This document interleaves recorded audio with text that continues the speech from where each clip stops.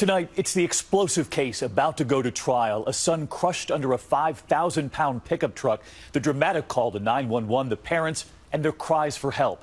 But was the accident really a surprise to everyone? Because when investigators start digging, a shocking discovery. Was there a deadly pattern in this family after all? Tonight here, the 2020 exclusive. The daughter now stepping forward to say, "I know what you did." Seneca County Sheriff Lieutenant John Clear. It was right inside this barn here? Yes. At first, it didn't appear to be anything out of the ordinary. No, it appeared to be an accident. A horrible accident. Yeah, very tragic. So you were the one who answered the call? Yes. And this investigator was soon on his way back to that family farm. Do you remember the call to this day? Oh, yeah. The lieutenant telling us the clues were immediate. Red flag number one. They discover a brand new insurance policy for Levi taken out just 17 days before he died. There was this large insurance policy that was collected on over $700,000 that was taken out only 17 days before the death. For the young man in the garage. Is that typical that someone that young would have an insurance policy? It seems unusual that a young man in his early 20s would have one that large. And then red flag number two. But who was the beneficiary? His father, Carl. Why would you name your father the beneficiary when you have your own children? I think we were asking that same question, David. And they were soon asking something else. Just listen to red flag number three. You discovered a note written by Levi? Yes. That Levi had left.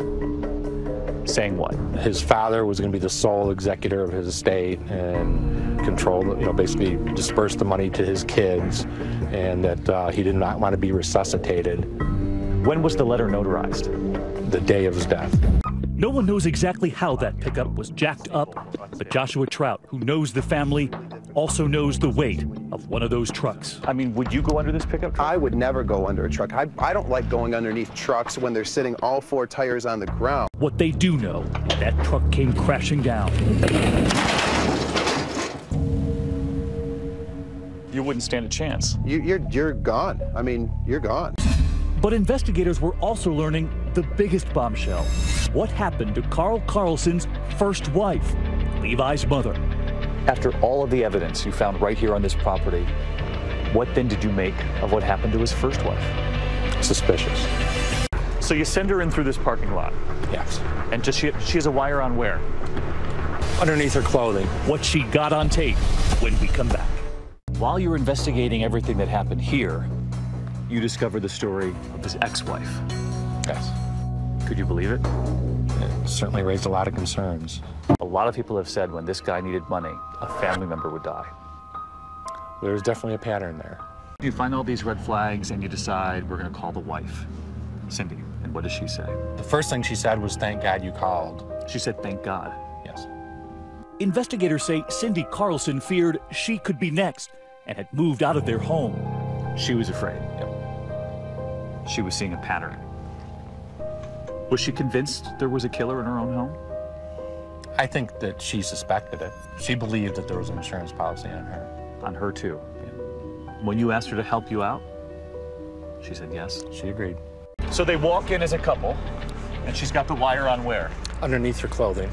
And what does he think he's walking into? He thinks he's coming to talk to his wife about getting back together. About reconciliation? Yes. But she has no plan to get back together? No. She's here for you? Yes. Sitting at a table, just the two of them? Yes. And she's got a wire on the whole time? Yes. So as they're sitting there at that table, how many other undercover investigators are here in the restaurant? There was a total of 4. Opportunity. A very strange word for a father to use about a son's death. I would find it very unusual that a parent would refer to the death of their child as an opportunity. So he thinks he's coming to meet her again? Yes. But you're waiting for him this time? Yes. And you haul him in for questioning? Yes. How many hours? About 9.5. You haul him in, and you begin asking questions. How many different stories did he have? 3. So he saw his son trapped and dead under the truck and still left for the funeral? Yes. His son trapped by the truck, and yet they still leave the house? Yes. Does that make any sense? No. They were going to a funeral. Yes. And yet many would argue he had just created one right here in his own garage. It's fair to say that. So what do you make of the case? A father accused of murdering his own son for the insurance money? Let us know on Twitter. Use the hashtag ABC2020. Don't go away tonight. Next up, ever watch a movie in a hotel room? One man did, and he ended up dead. The mystery about to be solved right in front of your eyes tonight. Can you solve it before the private eye does? We didn't see this one coming.